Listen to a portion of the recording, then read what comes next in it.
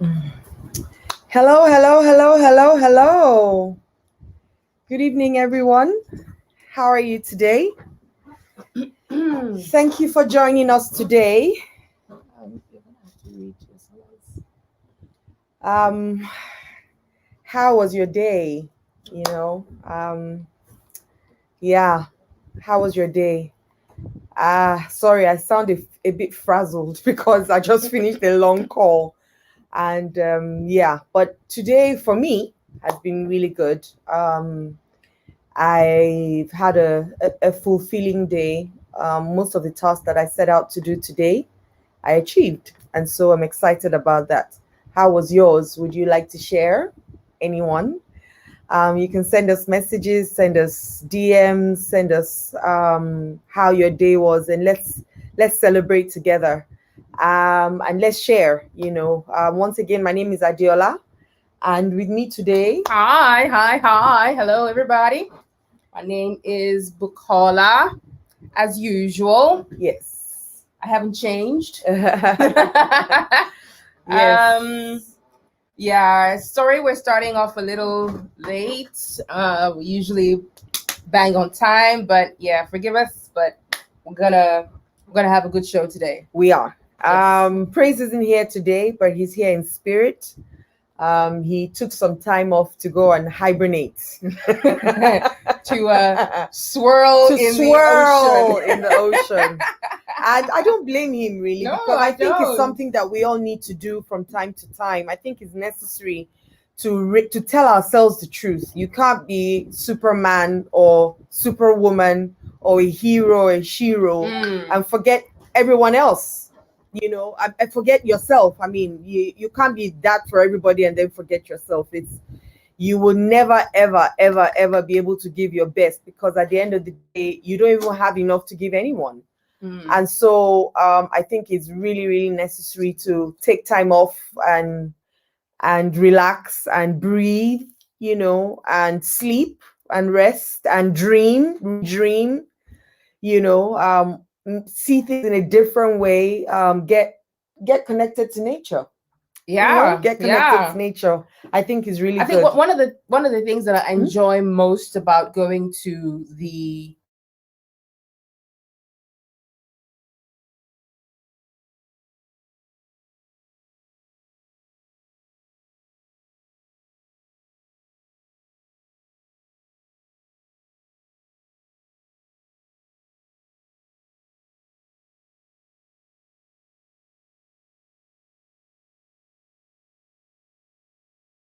But I also like the water. It's calming. And maybe somewhere in my past life, I'm beefing you praise wherever you are. maybe somewhere in my past life, I was a mommy water.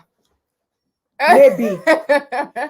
However, oh no, I know that I love the water, and it does something to my spirit, and it gives me a wonderful, calm spirits. Let me call it that. Yeah. And it just makes Calmness. me feel at home. Yes. Calmness.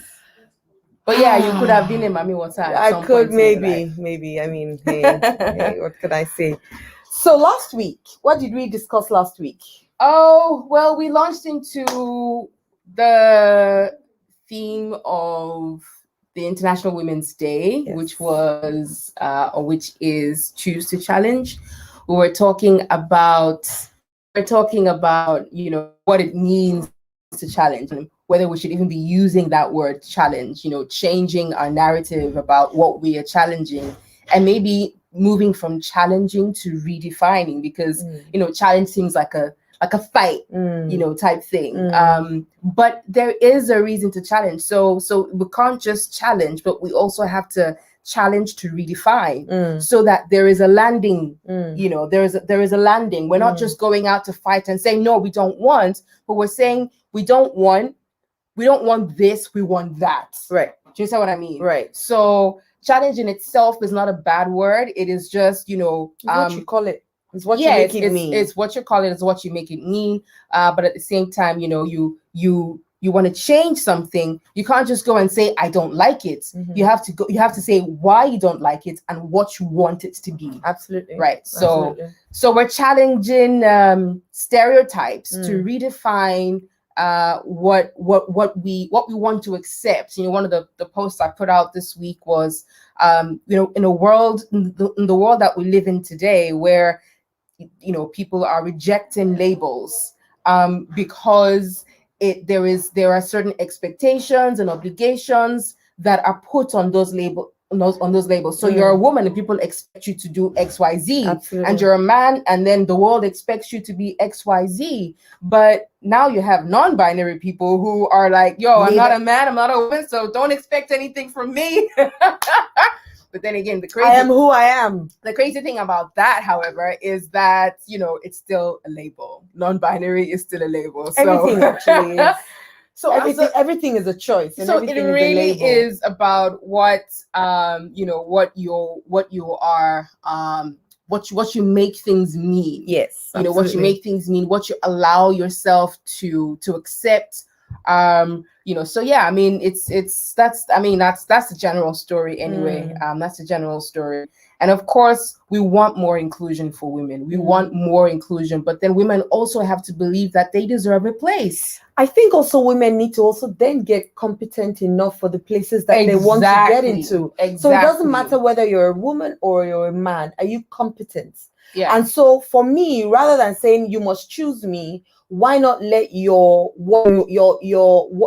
value speak for you? Why not let your intellect speak for you? Merit, yeah. Why not let your skills speak for you? Yes. So at the end of the day, it's not just saying, oh, because I'm a woman, you must include me, even whether I know it or not, must include me. That also doesn't make any sense. I think it's also important for us to challenge women to do more, to do more and be more, in the sense that don't just say engineering is just for guys. Don't just say technology is just for guys. Don't say fixing cars is just for guys. It's not. It's for anybody who decides to apply themselves. Yeah. So you kind of have to. I don't know about the fixing of cars. There are women mechanics. It's not for you. Don't get me wrong. Don't get me wrong. I completely agree. I'm just saying that.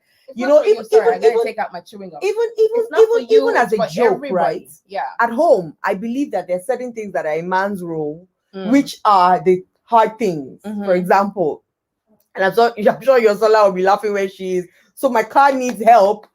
Let my husband sort out the car, not me. Yes. Someone else needs maybe electricity or certain things. I'm like, look, let the man handle it. But when it comes to them, then I feel bad that when it comes to food and certain things, he's saying I should handle it. Yeah. What's good for the geese or the goose? They say it's good for the gander. So really, I think everybody should understand that the roles are ours, right? There's none for a woman and none for a man. And that connects to what you're saying just now, where engineering is not just for men. Women can also do it. There are women pilots. In every space that you have found men, you have found women now, which then means nothing limited them from doing it in the first place. But the ratio though. But whose fault is that? That's what I'm saying, that women, we have to see. We can say, oh, there are not enough women, but we also need to tell women, get up and be more. Right. That's what I'm saying. Okay. I'm not blaming anybody. I'm not saying, oh, it's the men's fault that the women are not there. Of course, look at the tradition of the conditioning that we have been through. To just automatically say clapping and dancing is what women do. Cooking and home economics and sewing is what women do. And so they leave the hard stuff for the guys because automatically you're like, can I even and I'm situating it here in Africa. It's only in recent times that we're beginning to, break these barriers and shatter the glass ceilings and say, the women that are successful in this field have sort of become the outliers. Do you know what I mean? Yeah. But now we're celebrating them as though wow. Yes. But anybody else could have risen to that. Anybody could have risen to that occasion, risen to that challenge. And so what we're saying now is challenge yourself more. Yeah. Challenge yourself more. Hi, Yosola, please, can you join the live so that the people on live can listen, can hear you? I'm not sure she can join live Instagram. Oh, while she's doing this? Yes. Is she doing it from her phone? I don't know. Okay.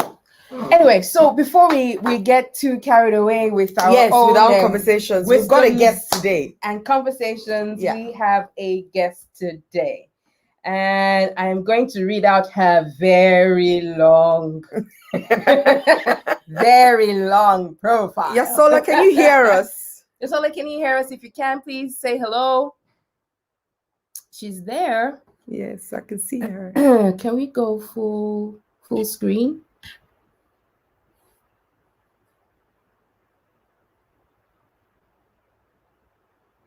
No, her mic is unmuted. Okay. Yosola, can you hear us? Maybe you should do two. Yeah.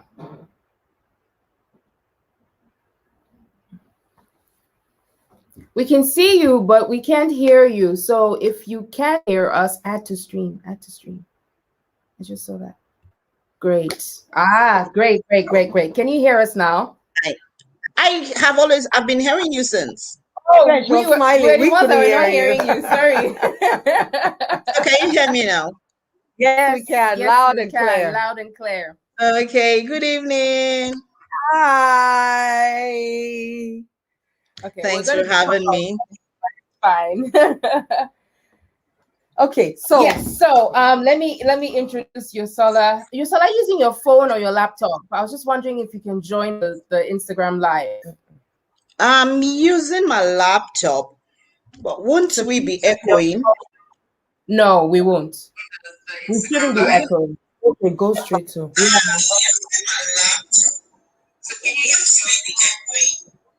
Yeah. Remove. Okay, let me try the combination and see if it will work. So I've requested for the Instagram live.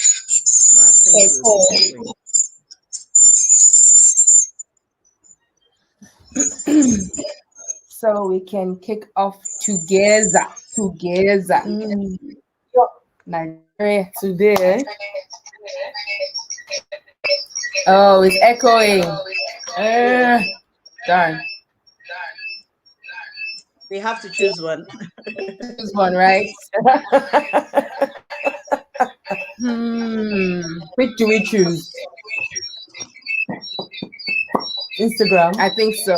Okay, so let's choose Instagram. She says. Okay. All right, great. We'll figure out a way to do this. We'll figure out how to do this. This is all crazy setup. So, and he's not here today. Hi, old school. Once again, so this is something we need to learn, right? So that we don't think it's only the man that can do it. Okay, so if I use the speaker, then I guess maybe it'll be a bit louder. No, it won't. Anyway, it's fine. Yeah.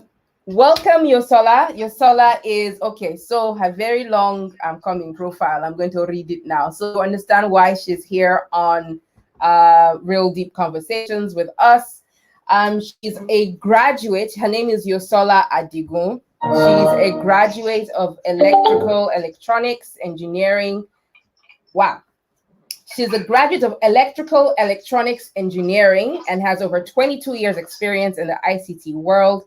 She is skilled at leading diverse teams and companies to higher levels of delivery, including strategic business executions, project management, project portfolio management, business development, governance, methodology.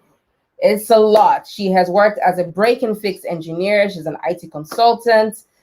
She's a product manager. She also works across different organizations, including manufacturing, telcos, and banks. She is very dedicated to family success. It's a very important value to her. And she is skilled in family life teachings, a couples pedagogue. She's a mentor to many, a Save Your Marriage Before It Starts facilitator. She's a certified John Maxwell team member. And she's also the first and only Marvelous coach in Nigeria, West, East, and Central Africa. She's blessed with children, and she's married to a wonderful man named Abiodun. She likes to be called YA, and this is her motto, her mantra, this is what drives her. It is that we are what we have decided and chosen to be. And in short, we are all a product of our choices. Welcome. Welcome. We were talking about people like you before you joined us, that there should be more engineers, you know, and we're just talking about it, and Yes, there you are. yes. You're an engineer, electrical engineering, electrical electronics engineering. Please So explain it's- that. yeah. What's that? For people like me, that my school is not complete. Simple. Your power is electrical. Aha. Your device is electronics. Okay. Let me just keep it that simple. Not getting That's fine. So power and electronics. It's electrical electronics engineering is quite broad actually. So you could either be an electrical engineer or you could be an electronics engineer, or you could, have a combination of both and then major on a platform. So I did a combination of electrical and electronics. I majored in telecommunications. And so what formed that in your mind? Because I'm sure when you were, well, at least I know in my time, and I guess you're probably older than me. I want to believe that our parents then, I mean, they were either lawyer, banker. I was lawyer, banker for the men, engineers, and not many women were doing such courses. So what informed that for you? Yeah, you're quite correct. I loved appliances. I love getting to the root of issues, and I love taking things apart. And I loved it in my world, alone in my world. Along the line, my brother went to study electrical engineering, and I vividly remember when I was in secondary school when I was asked, right, that what course would I want to do? I was very good in sciences. And I said, I really would have loved to study engineering, but I don't think I'll be allowed to do it because I'm a girl. Mm. And that was it. It's not as if anybody, told me that I can't do it because I'm a girl. But as you rightly said, there were not many people there anyway. And later, I had a conversation with my brother, and we were justing, and then computer science was new then, was like vibes. So people were studying computer science and all that. I actually didn't even have the guts to tell my mother I wanted to study, electrical, because even in school, everybody thought I was a very good a candidate for medicine. Mm. And I mean, a candidate to study medicine, right? So I rather stepped down on my own, and I said, okay, I'll study computer science since everybody was doing computer science. And I told my mother about it. My brother was like, computer science, that he that is studying engineering, he can still learn computer science, That so immediately I said, so you mean I could study engineering? And he said, why not? And here we are. Oh wow! So your parents didn't give a fuss or make a fuss about it and ask you why or stop you or any of those things? To be candid, I got to school quite early, so my mother thought that I would, after a while, I would drop out and go for medicine.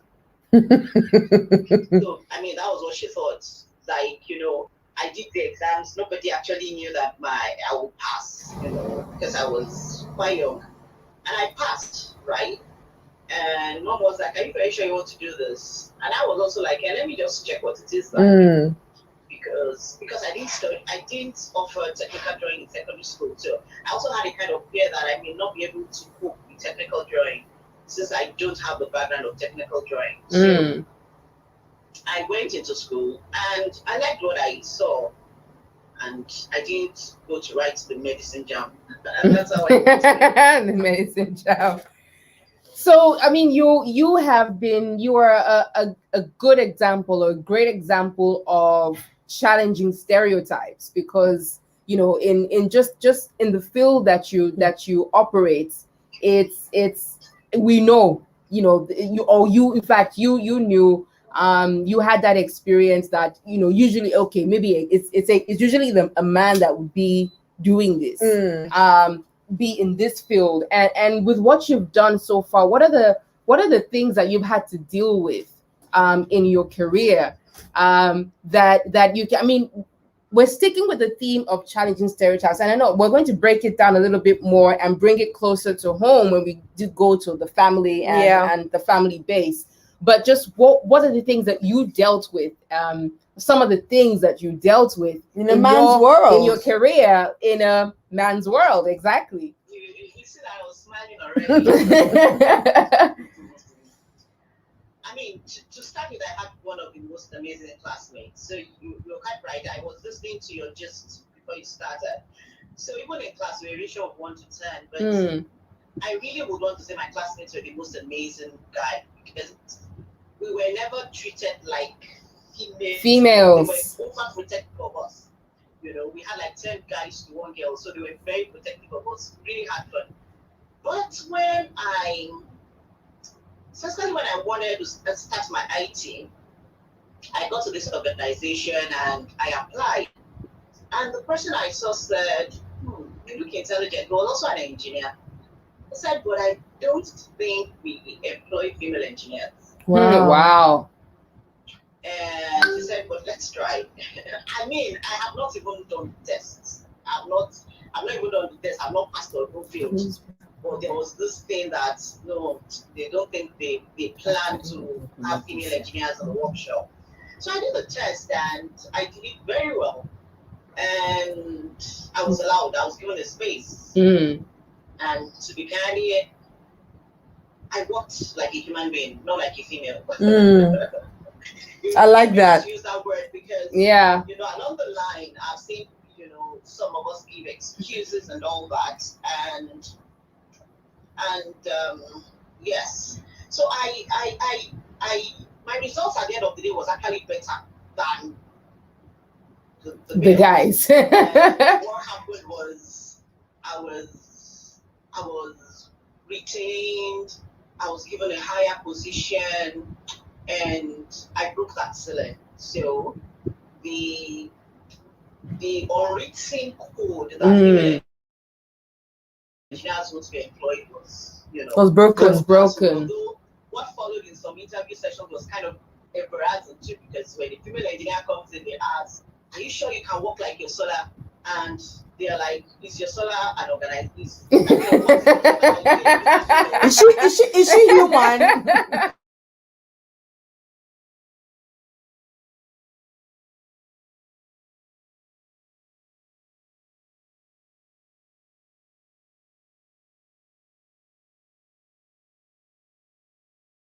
I personally have come to think that we should accept, right? Like when you're looked upon and you're asked, "Oh, are you sure you'll be able to do the job?" I mean, don't take it personal. Know that, okay, this kind of questions will come. Will come. And it's the results that sincerely will prove. And so that's one that is part of my history that I sincerely can never ever, forget, and I'm very grateful to God for, right? Because it was so amazing. I had a friend who got into the organization that I have left over 20 years and said, "Yosola, your name is getting a mark in this organization." Wow. And I feel proud there that, yes, at least we can't count female engineers that have passed through the organization today. But hey, I wasn't looking for a job, it was IT, industrial attachments, they call it, that I was looking for. And, there was that caveat. And they are so numerous to mention, so many. I recall the day I went to this big FMCG organization. I was to solve a problem that a lot of professionals have been and they couldn't solve. And then I was quite petite. I was quite small. When I landed, the person I was working looked at me and said, "You didn't even ask me any question if I was the one that was coming to solve the problem or not." He just assumed it wasn't you. And the next thing he says is, "Oh, you brought your boss's toolbox, engineers with toolbox." Yeah. And And then he says, oh, you brought your boss's toolbox. Okay, get into the room and you can wait for him there. I mean, he immediately assumed I brought somebody's toolbox. Yeah. He immediately assumed my boss is even a guy, and just told me to go in and, And wait. So he left me there for a while. Then later he came and looked at me and said, where is your boss? Your boss is not here. I said, sir, I'm actually the one that's going to do the job. And he looked at me like, guys,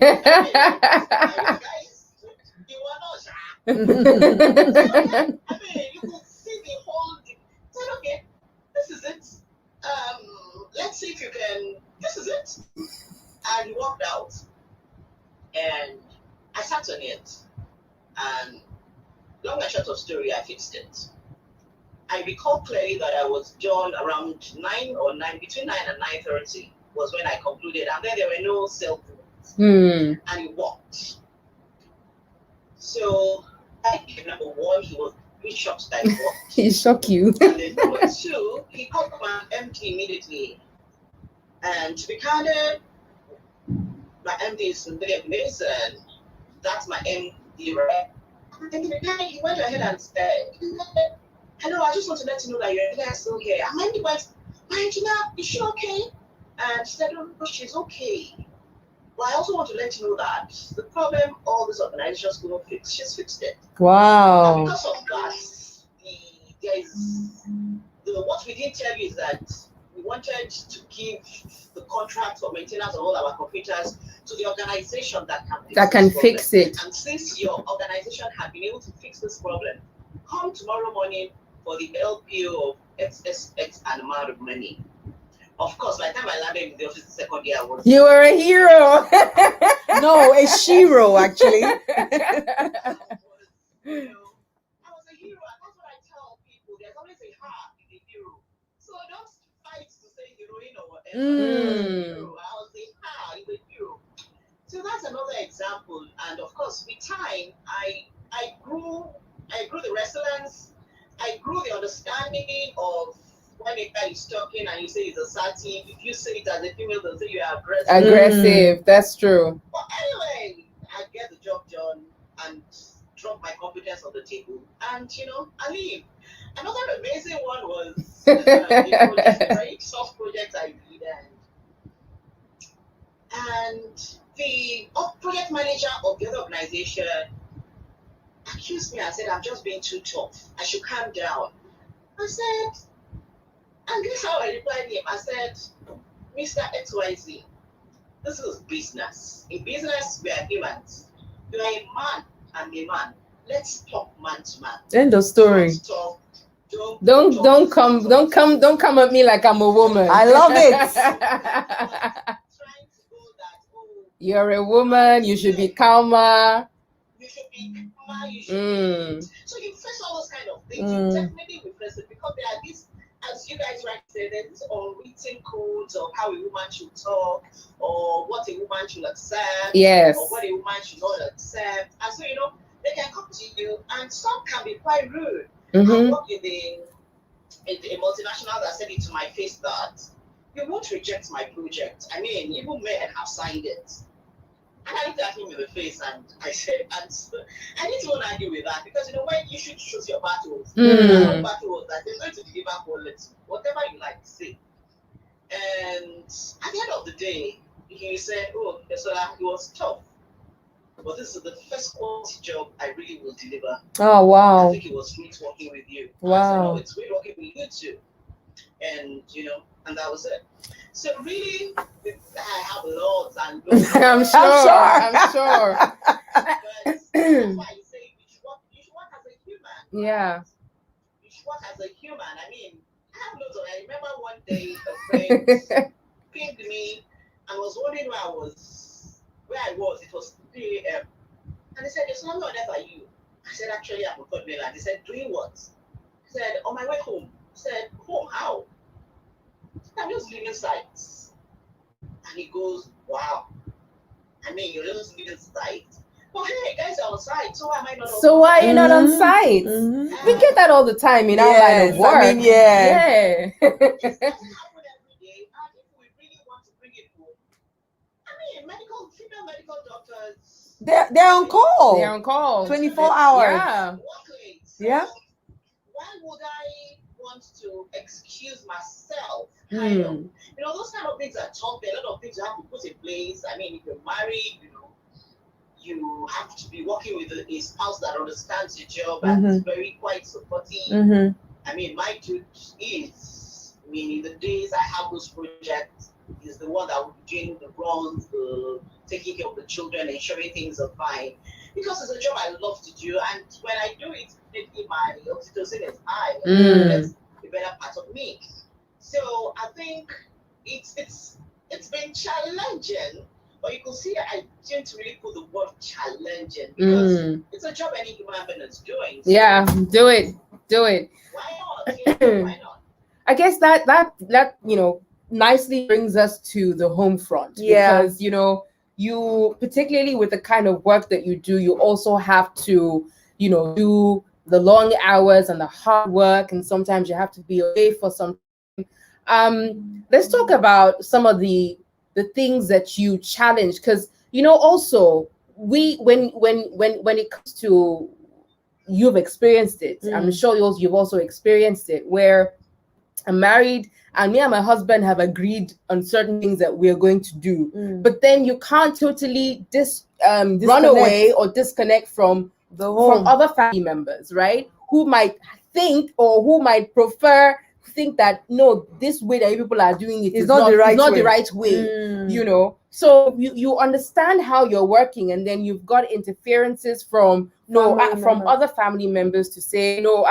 So are you going to allow your work to be your wife to continue doing this kind of hard work? And that's bringing us back again to these stereotypes of what a wife is expected to be, how a wife is expected to behave and care for the home, and and nurture the home. Because we want to challenge these stereotypes. We want to challenge these gender roles. We want to redefine it, because the world is changing. And if we're expecting women to do more, then it means that the home front also has to adjust. So I guess the question really is, how have you been able to deal with those challenging, those expectations of, you're a wife, you're a mother, and the home is yours, and then the business world is a business world. How have you been able to marry the two together to enjoy your marriage the way that you do? Yeah, thanks for that question. I am of the opinion and I run with the definition that life is a season. I don't really take up the idea of you can balance everything. Yeah. Because there's a time for each season, and that is where some things come to, some questions come to the table, some things come to what the female should be able to try in talking about the world changing, because I hear when we keep on saying, oh, the world is changing, I say the world is not changing, it's human beings that are changing. Absolutely. And it's whenever we change that will make the world change. Yeah. Now, so when some says you can have it all, I say you can have it all, but I don't say we can balance everything together. I'll say that there are seasons still. Can we use the word? As an engineer, you can differentiate and you can integrate transformation. It's okay. So, for example, when I started, I was single, I wasn't married, and so I was fortunate to be living with my brother, who was also an engineer. So he clearly understood the craziness that can be in the computer world, how you can be in the system for hours. So I really had not much of a problem, with him, when I was living with him. And I met my husband while I was in my vocation, and I was still an active break and fix engineer. I was still an active engineer that goes to sites and does stuff. So I clearly remember an incident while we were courting, or some call it dating. We had agreed to go on an outing, and he had come to my office, and I was just I was just about shutting down to join him, and lo and behold, we got a call from a customer, and I was the one that had to go and fix that problem. And it was a critical equipment, and I had to go. And so I looked at him in the face and I said, I'm so sorry, I have to be the one to go to the site. It was like 6 p.m. thereabout. And that site was in Apapa, I clearly remember. It was one of the critical equipment, Equipment means that when it is down, it shuts down their businesses, or it can make them lose a lot of money. So I had to go, and I come all the way from PI. I've taken him a lot to become fix this gate. And that was part of what defined, those kind of issues, in our courtship. Fine, we have talked about some things, but that one happened live. And when we're going to talk about it later, I was like, a lot of this will be happening when we're married. Too. And so, and that is why I am a great promoter of courtship, of having courtship classes, of studying with a mentor, because there are some things that somebody else will see that you at times may not see if you're planning to get married. And that was it, and that was it. So when I was single, those kind of things, shut up. Then of course when I got married, we're fine, we could juggle things together and all that. Amazingly, it was one of my sisters that couldn't understand my non-availability. She's a talker, so when she comes visiting, she wants me to sit down and gist with her. But when I'm back, I want to rest. I just want to I don't want to talk. So the only thing I'll do is hi. So when she comes visiting, and she may fly in for a far distance, and she comes visiting and I'm not talking, she just can't get it. She just can't get it, and it was a lot of issues with her. But on the other hand, I think I'll throw it out here too, that as a spouse, you both should understand yourself. It's just so simple. Just like if you're married to a medical doctor, she has to go for a call. Yeah. So my husband is able to explain it also to his friends that she's an engineer. When she has to go to site, she has to go. I still, you have to go. Then why do I talk about seasons? Because there's not going to be a season. If you plan to have children biologically, you will get pregnant. Yes. Of course. A lot of things have to, change. And that is where inclusivity and being inclusive, of gender comes in. And that's why I really don't. Jola knows I'm not a very heavy person to say, oh, we're equal. We are already equal. We're human beings. What I say is that, we are all human beings. We are different. And we should be able to pick our differences and harness them. Because when a woman is pregnant, it's different from a woman gets pregnant because of her career. A man doesn't get pregnant. At all. And little things like where you park becoming an issue. Now, if you are a power person, for example, I really love power, which is electrical power. And Okay. in my earlier days, I used to climb the poles and do those kind of jobs. But when you get pregnant, you can't climb. Of course. Any longer. You can't do those kind of. So you should also be able to be flexible, because that is why I chose the computer path. I hope this is not sounding sexist, but I think we should just face some truth. Because when I was choosing the path, I loved power. I didn't know that I could choose the path of design. But whenever I'm doing, I like my hands into it. So I wouldn't have loved to be at the backstage. I would have loved to be right in front. Stage, so one of the reasons I chose to go the computer line was I felt like I wouldn't be able to, do some of the physical things for long. If there's an issue, nowadays I still kneel down, I still climb ladders. In the period that I'm pregnant, I wouldn't have been able to do that. And so we need to have those kind of inclusivity in careers plans, right? It shouldn't be deleted from a woman's career life. Because that is why at times you see that's why at times some ladies will not even choose some careers. Because when you're pregnant and you go to children, at least you have like a 6 month or 1 year break. And by the time you're coming back, things have changed. Your real counterpart, have moved forward. Has gone ahead of you, and that is not, that's not in any way rewarded.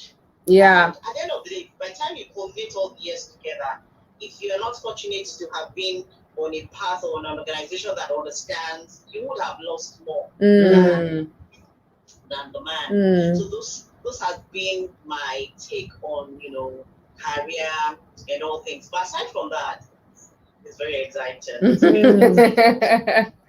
So how did you manage the kids? And I'll give you an example. A couple of weeks ago, I had to go on a project. I had a recording I was doing in the studio, and I decided to spend the night closer to my office so that I didn't have to start waking up really and jumping out. But and my husband is also really cool about all those kind of things. So you have to go to work. Okay, I'll be home. And he actually even dropped me off at the space where I was going to. But there are things that still had there are things that had to be done in the house. And I found myself, even whilst I was shooting, I was calling to say, okay, has this been done? Yes, go ahead and do this. I was getting calls from, and so even if, yes, I'm at work and I'm doing what I need to be doing at work and I'm, go getter and all of that, I still found myself having to plunge back into what was happening in the house and facilitate stuff. So how have you been able to, and that has happened now for my 6 years in marriage, I guess. I mean, I remember one day my daughter asked me, are you mommy or are you auntie? And she was barely 2 years old. And it was because I was away for at different periods of times and this particular one, I'd been away for 2 weeks stretch. So I came home to get my stuff and say hi, spend one night. And she just looked at me and said, are you my mommy or are you my auntie? And my first response was almost, I will knock you. And then I later thought about it. I was like, no, she's communicating something to me. And from that day, I promised myself that regardless, unless I'm out of the country, regardless of what I'm doing, I'll at least come back home every 2 days or every 3 days, see her, spend time with her and the others, and then go back to work. And I've been able to manage that at least for now or till now. So how have you been able to manage your work, your busy schedule, as well as the children at the home? Because a woman is meant to be the one caring for the home, they say. Yeah, so they say. And that's what I say about when we want to challenge stereotypes. I loved how your sister was saying that in a bid to challenge stereotypes, we may mistakenly be creating another kind of stereotype. Yeah. And that's what we have to be careful about. So to start with, I challenge the stereotype that a woman, no, if it's only a woman, then God wouldn't have made the making of the babies external. It should be only the woman. She'll be able to mate and also she'll be able to ovulate and then fertilize her egg. Only our one. It takes two to tango. Don't maybe believe in God, let me say nature or universe, whatever. But the truth remains that the female egg needs the male sperm. Yes. The baby. So it is both parties that actually need to take care of children. And so the presence of both is very, very, very much needed. And then, I was talking about integration and differentiation. And that is why at times I question what we are being taught in schools. Because I wish parents tell us being heavily taught in school. Yeah. So that we do what really matters. To a very large extent, the best age that you can form a baby is 0 to 5. And then you have an extra between 6 and 10. But after that ages, management. That's the end. Management, loku. What matters is, so in those periods, both parents should be able to be available for the children. Yeah. Now, how did I manage it in those days? I mean, to confess, when I had my first child, I didn't want to go back to work again. And then I just, and that's the amazing thing about the female gender, I was just looking at this cute, this very big baby, and I was wondering the first one. How I birthed this baby. I mean, baby is mine and all that. And I really didn't want to go back to work. Well, I had to go back to work, and I had back to work and find a way how to manage that. And let me explain. So there is this thing I normally say. I say that we tend to say that females are trained to be wives, and men are not trained to be husbands. But I tend to disagree. I say that females at best were trained to be nannies, House girls, or sexual. I mean, how to fulfill sexual pleasures, whatever. And what else? Cleaners. And cook, chef. Is a very higher, it's a different level. And the simple way I define what it means to be a wife is the role of a wife is the role that you cannot outsource. Is a role that somebody else cannot do. So you can even outsource sex, you can outsource cleaning, you can outsource being a nanny. But at the same time, you have to be present for your child. Because it's really matters, especially on those formative ages. So how did I handle it?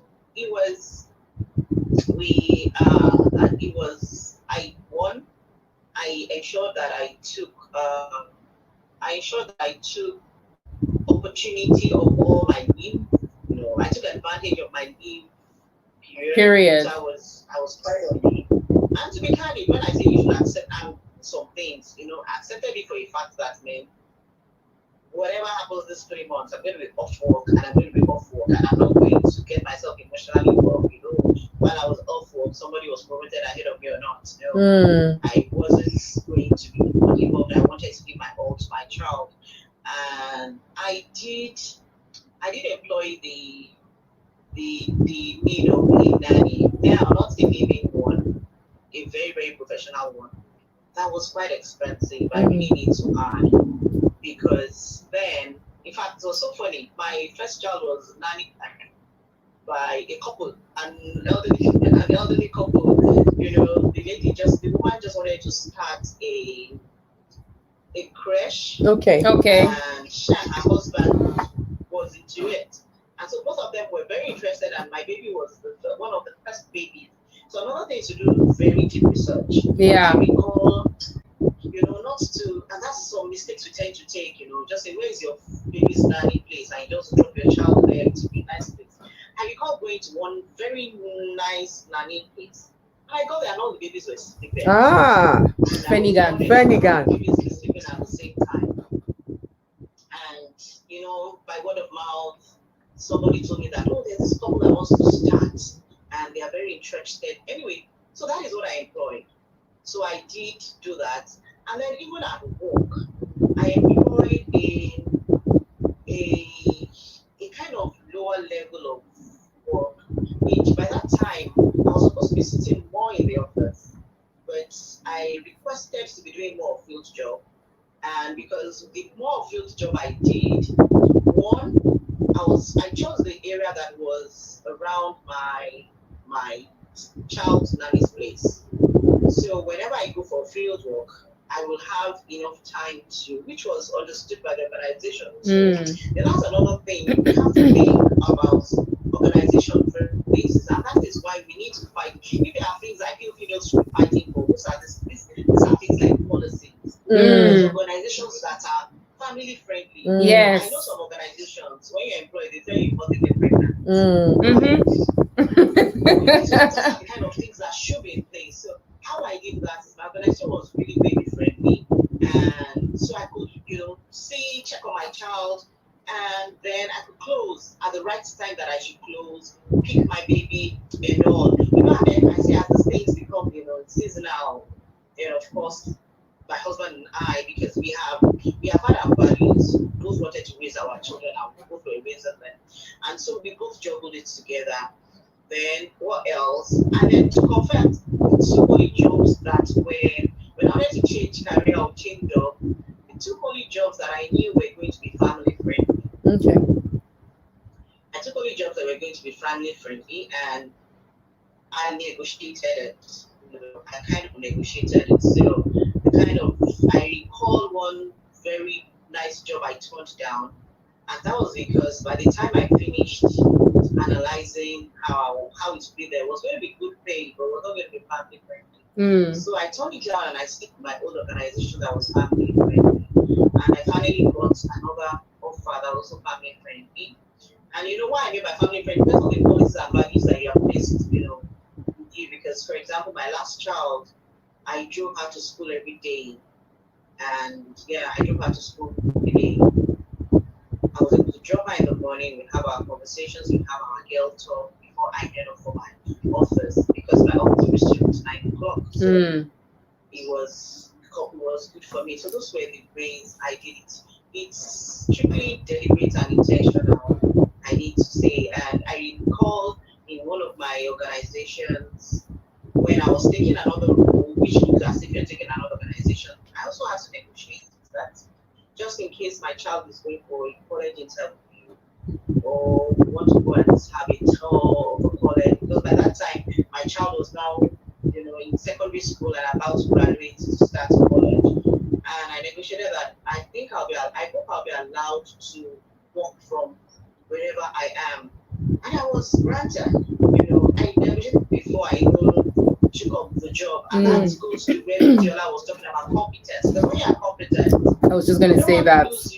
So there a lot of things to put on the table they will accept. I remember this organization, it was my second week of joining them that my son went for a workshop outside the country and I went with him, I was allowed to go and I went with him for like 2 weeks and I was working from there. So being deliberate and being flexible, knowing that there are some things you will miss. You can't. That's why I do what I do. Yeah. So that is how I was able to juggle until now I'm an empty nester. My child is in college. The other one is in a boarding house. I'm not even completely an empty nester too because the girl has visiting days. I remember I didn't even negotiate it. And I didn't negotiate about the visiting days, but my other child is in flight away from Lagos, and it used to be so stressful for me going to visits and having to be back at times. You know how our airspace can be. Sometimes I'm landing back in Lagos like 12 midnight not because I didn't plan it, but because my flights are changed. At times my flights are changed up to Monday morning. I was able to negotiate with my manager that is once in a quarter or once in a month. I can't really remember how often it was then. That I would prefer to walk away, on Mondays to walk away from physically being at work, and it was accepted. Honestly, it was accepted. And one of the things I think I realized is that we also have, it's not a religious stereotype, but some of us have the stereotype of they will talk to me. Am I the only one that has a child? People will do this, people will do that. And because of that, we don't request for things. So I've picked up. Sorry, I've picked up picking up a couple of things, and it takes me back to when we first started talking about how women need to understand that they have a right to, that they have a right to demand, their own place. Like they deserve their own place. They deserve their own spot, whatever that spot is. And again, you talked about being able to negotiate the things that you wanted to see, which means that you have the competence, you have the you have developed certain skills along the way, and so because you know who you are and you know your place, it is not difficult for you to say, look, I know my worth, I know I know the value that I bring and the value that I carry, but so I can make certain demands, without feeling like, oh, they're going to turn me down. And even if you tell me, I mean, the worst anybody can say is no, right? That's the worst anybody can say. But nothing ventured, nothing gained. And let me also jump in here. You don't have to be 100%. I remember when we go for mentoring, and that's another great thing to have very great mentors. I choose to have some very good. I was blessed with some mentors, and when you talk about mentors, talking about people that have already broken the ceiling. Mm. So there are some things in which they tell you. For example, what I want to jump in here is you don't need to have 100% qualified, because I remember one of my mentors told me, and shout out to her, Laura. I doubt if she can ever achieve the same as, one day she told me, she said, yes, so that it's something I've noticed. When there's a female and there's a male on the table and there's a job being given out, the male says yes, even if they don't have the experience. Yeah. The female wants to wait to get the experience before she says yes. That's so. I can totally relate to that. That's so. Do not put yourself down. And most times, and what she has seen, as time she was a general manager in one of the Fortune 5 organizations. I mean, that's the real talk, And so she told me that. So you don't need to wait until you're good. And I think you'll understand why I'm jumping in. Yes. You don't need to have it all or know it all. Have it all or know it all. Yeah. So if you need it, and figure it out as you go. Ask for it. You don't need to have it because you're already going to jump yourself at it. Yeah. Yes. But that's a mindset shift, though. I mean, that needs to happen in the mind, because I'm going back again to conditioning. Yeah. Men are taught, be brave. Men are taught, don't go cry. forward. Don't cry. Moan. You can get up. Women are females are originally naturally taught to be more moderate and to be more careful in their approach, to be more I don't want to use the word cowardice, because it's not like, well, you could call it cowardice, but to take more of a back seat. Yeah. And so, we want to be able to say our work speaks for us. I have the knowledge. I can now go. We think we have something to prove. We have something to prove, but the guy doesn't think that. I mean, you put out an application for a vacancy for general manager, and the guy who just got out of school, he will apply. Send his CV, and it's like, so. Sometimes I look through, especially when I've done some recruitment exercises and we've applied for a certain role, I will look through the CVs we received. I'll be like, did this person not read the vacancy? Did they read the information? Just finished school. This is our manager's role. I don't understand. But it's because they don't think fear. They don't think that men are not naturally thinking that there's anything that is not available to them. And so that's what I'm saying. It's a mindset shift. It's a mindset shift for women. And so this choose to challenge men. When we ask, I say that if there's any gender that has to be more conscious about this equality thing or stereotype challenge, it's still the female gender. Yeah. It's still the female gender. Yeah. Because like that statement you said, I clearly recall that my daughter plays the saxophone, and she started playing it when she was quite young, maybe 7. And before she picked it up,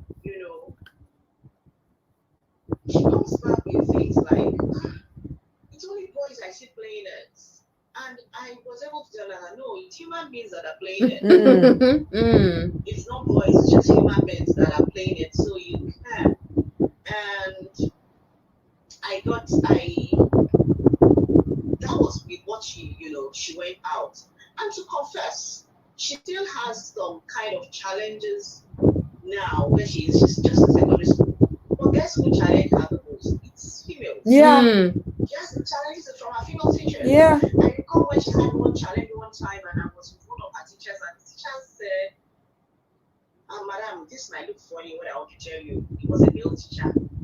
He said, it's so funny that people don't understand. Some people don't understand your girl.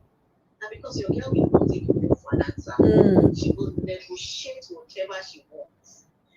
And the male, funnily, her male teachers understand. Appreciate it. Yeah. But she has a tough time with some of her female guys. And I'm saying this because it's a practical example of the challenge we have. And I think it is we females that have to challenge that. Yeah. Because in as much as I don't agree with rules, it's an unwritten thing that is mostly the females that are in front of the we say the female children are kind of cowardized, who trained them to do so? Yeah, it's the mothers. Female children are looking forward to only marriage, who trained them to do so? Exactly. That's why I say we're victims of victims. She was, I think she was still a teenager. I mean, she's still a teenager, but she was the early years of teenage. And I said, just in case marriage is part of your plan. And she looked at me and said, Mom, what kind of conversation is that? I said, it may not be part of your plan. And she said, even with what you do, a family person. I said, yes. That doesn't mean Not everybody will get married. Yeah. everybody wants to get married or everybody should get married. And we sat down, we had a very good conversation. So when we say we should challenge what it's not, I love how one of my mentors put it. We're not fighting with women. We're not fighting with men. We need to sit down, define what we want, and go for it. That's exactly it. Define, and it's like redefine to define. That's exactly it. Yeah. Release our issues. And I loved your conversations when you started. That had always been my point. It's not about being saying a female should be there. No. Be competent. Who knows who is competent? Yes. Should be there. Yes. Chicken now. Because, so what are we, when we will challenge stereotypes, define the stereotype we want to challenge, define the stereotype we want to build, because I've come to realize that in challenging stereotypes, You build new ones, yeah. So let us define that, okay, what do we want these things to look like? And places of work that a pregnant woman is comfortable. I want to see places of work that have nannies, have those kind of have daycare. Yeah. There's a lot. Yeah. Have daycares that have those provisions. I want to see, because I know kind of what Giola does. There should be, no matter what kind of sites, no matter what kind of, what do you think Sets. It should be accommodating for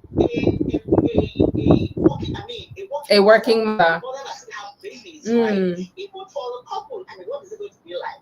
If at that stage of your life, most parties are planning, their career, but at the same time, you're trying to make things comfortable for yourself. So provide somebody that's going to be on location. People take your vacation around that time. Yeah. Also on the location with the child. It's going to be like a mini honeymoon outside. Yes. Outside your time. It should be possible. And these are kind of things that we should be able to, even the male guys have to step down. I want to see organizations that are family friendly. Some organizations are not family. It's not only the female that has to be at the children's games. Yeah. It's not only the female that The fathers too should. The fathers too should. Yeah. Yes. Yeah. Yeah. What are we encouraging? I think you go for a PTA meeting and most of everybody there is a woman. Yeah. The men are at work. Yeah. That's your look. I remember what embarrassing one I saw. It is the driver and the nanny that is at the PTA. Oh yes. Oh yeah. So we need to, when we're challenging stereotypes, we need to define the kind of life we want to see. We want to have a family. Yes, we want to see a family, a life that is family inclusive. So at work, we must think family. And we help us better. I have a very close friend, one of my best friends, and she had a conversation with me that I really felt greatly. She said one of her staff walked up to her and told her that she's in the medical lab and told her that she thinks she wants to, her role is not allowing her to socialize. And she said she understood. Immediately she understood that this kind of job, truly, what time do you have to socialize? And she said, and I'm sure that it's because the staff knew that she would listen to her. That's why the staff made to meet her. And she said, you know what, you don't need to resign. I will find another place in this hospital where you can fit in. And you will be able to have your social time. So you should be able to, even be flexible. Be flexible. And she said, do you know that within a year, the lady got married because her goal was that she wanted to get married. And she didn't have time. Yeah. She doesn't have time to socialize and to meet people. So those are the kind of organizations that we should look forward to you.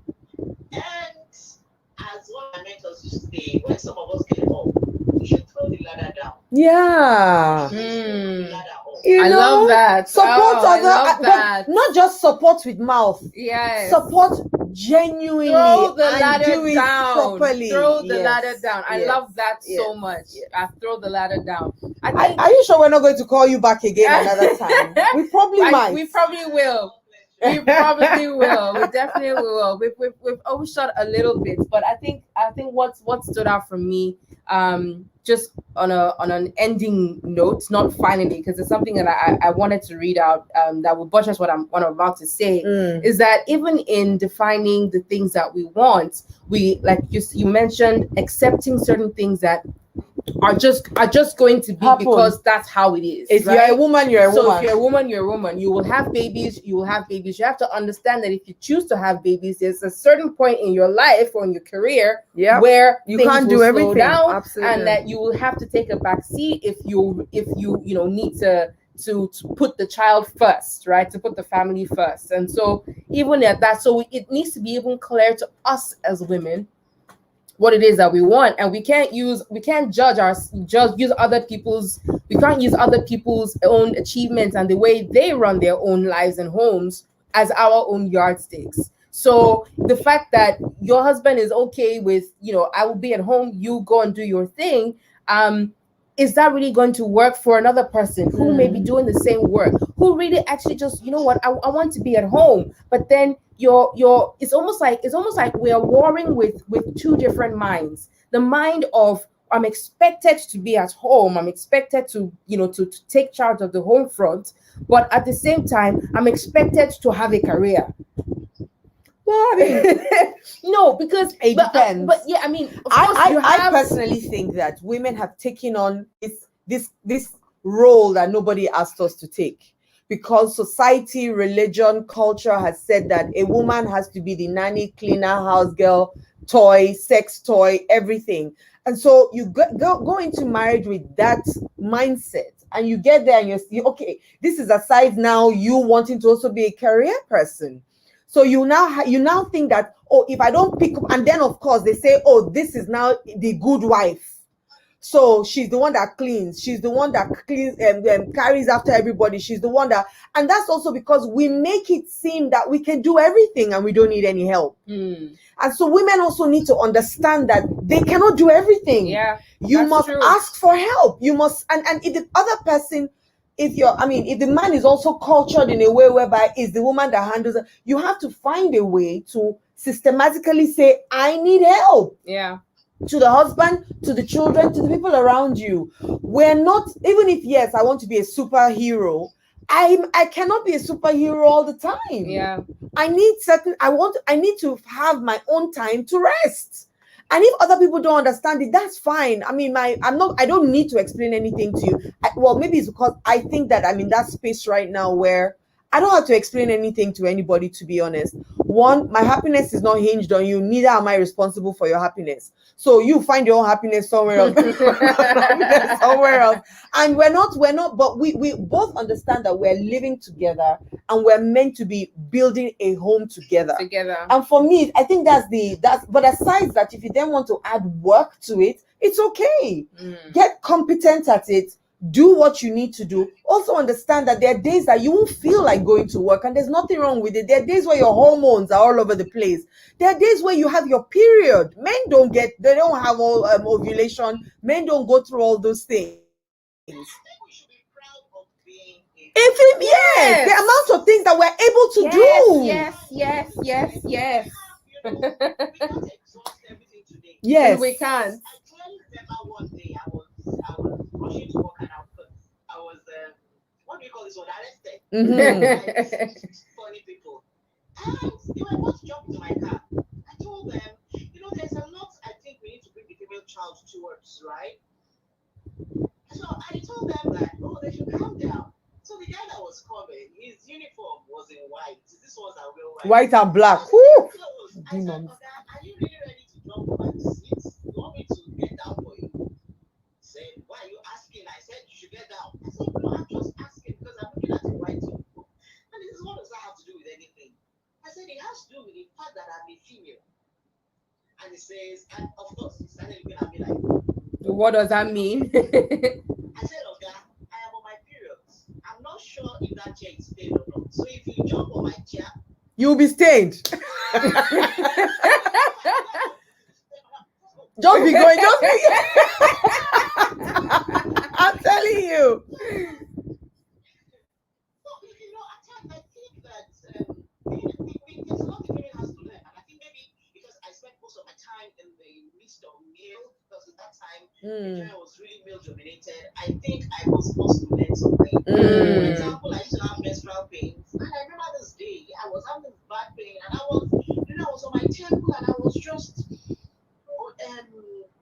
getting through the pains. And one of my classmates said, Lusola, you're not active in class today. I said, don't worry. Then the next time I had those pains, something just woke up in my head that these boys, they know about menstruation. Abby, what are you hiding? So the next time I had that problem, and a friend was like, hey, Lusola, what's wrong? You're somewhere in class. I said, I have menstrual pains.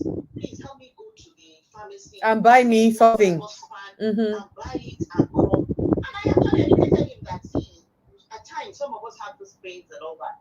And you won't believe when I started working, I used to have some bad pains, and I remember it's even my manager that would take me to the hospital when I have those crises. So I think you should be proud to be absolutely, absolutely. I understand some of that very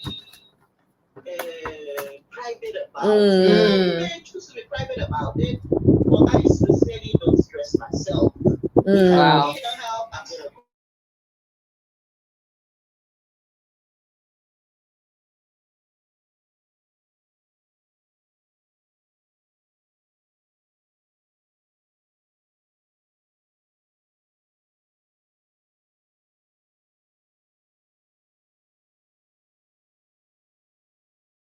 Who is educating them? Who is I mean, aside, yes, they can educate themselves, blah blah blah, but who is also standing up and saying, as we're building the girls, we're building the guys? Because eventually the girls are going to come and marry these guys. So what's going to happen? They're going to end up with people who are not together.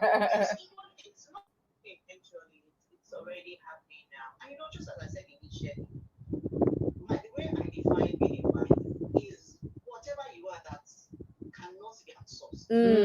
So a lot of us were not taught how to be a wife. Of course not. Were we even taught how to be married? But now you're right by saying everything the girl child even gets, support.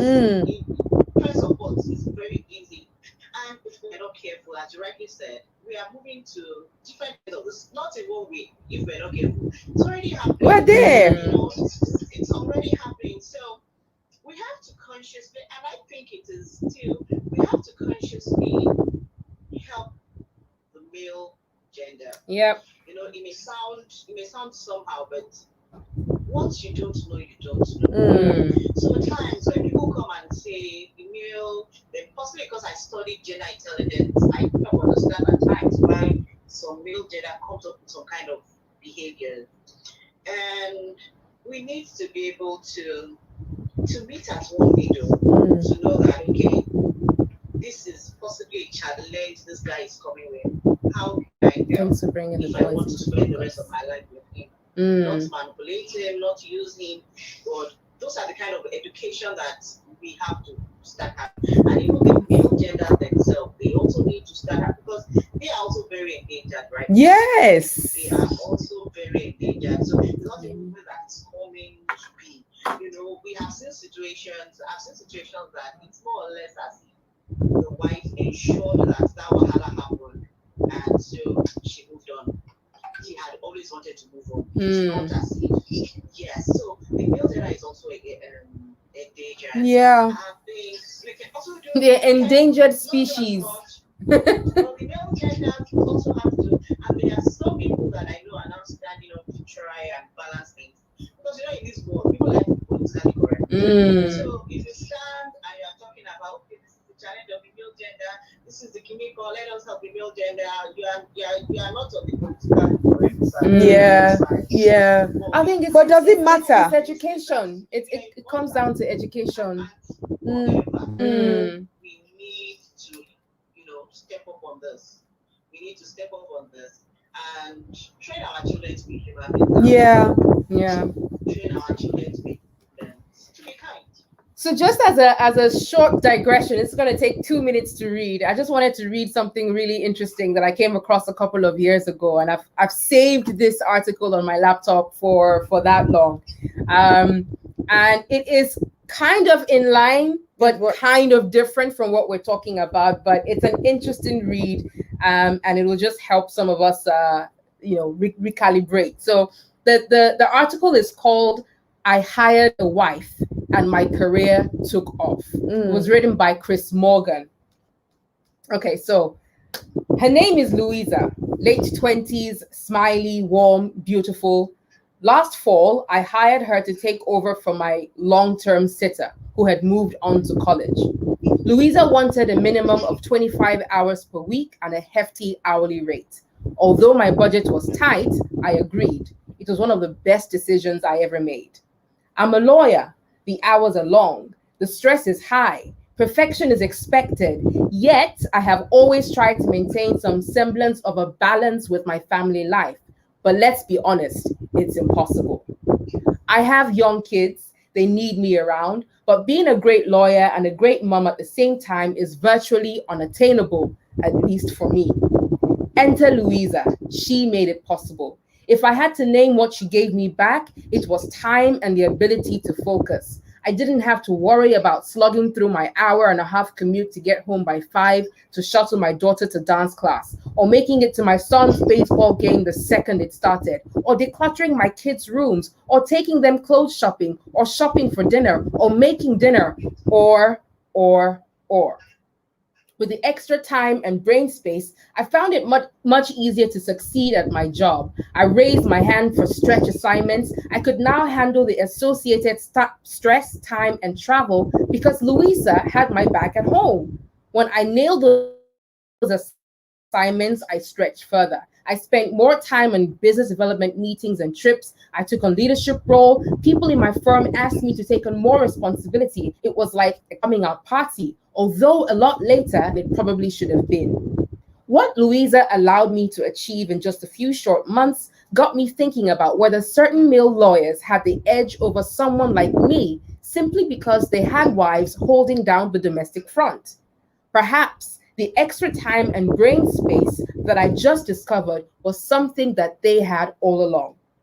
Having that freedom no doubt enabled them to become laser focused at work. They could avoid getting sidetracked with kid driving, feeding, clothing, and other time-sapping chores. They could work long hours, and as a result, maybe, just maybe, they could advance more quickly than their female counterparts with families.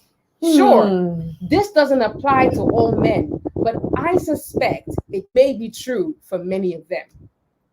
Just when my upward trajectory seemed unstoppable, Louisa left us to go back to school. Without her, the familiar and crushing feeling of invisibility crept back in, of having it all, of doing it all. My momentum was slowed. I want my wife back. There you go.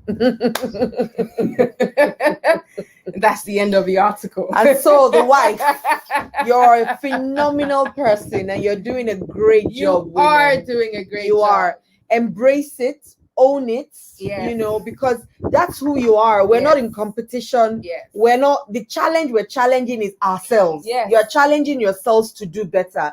And all I just want to do is be better than I was yesterday. Yeah. That's all. Yeah. And I can go to sleep peacefully knowing that I did one more thing better than I did yesterday. Without any judgment, without any criticism, without any whispering in my ear, without any negative talks. And to be honest, if anybody says anything, dust it off. It's not about you. They either wish they could do what you were doing, or because that's for me. I think when you criticize or you insult other people, you are jealous of the fact that they're doing something that you wish you could do. Yeah. So for me, I think that women, you're phenomenal. Let's embrace our phenomenality. I know it doesn't exist, but hey, curiosity. I don't just know, whatever created it that is. word. Put that in the dictionary. Yes, and own your greatness. Thank you so much, Thank you Yosola. so much, Yosola. So, We're gonna so have you much. back again Yes. at some point. To talk about some other things. It's been amazing Yes. and so enlightening. I'm gonna take one thing you said today, which was when we get to the top, Drop the ladder. drop the ladder. Rather man. than dropping the mic. Yes, drop the ladder. So amazing. Thank you so much. Thank you so much. And My thank love you to to the everybody that's joined in on to our the live. family. Please join us again next week for more real deep conversations. Yes. Bye-bye. Bye. Thank you. Bye-bye.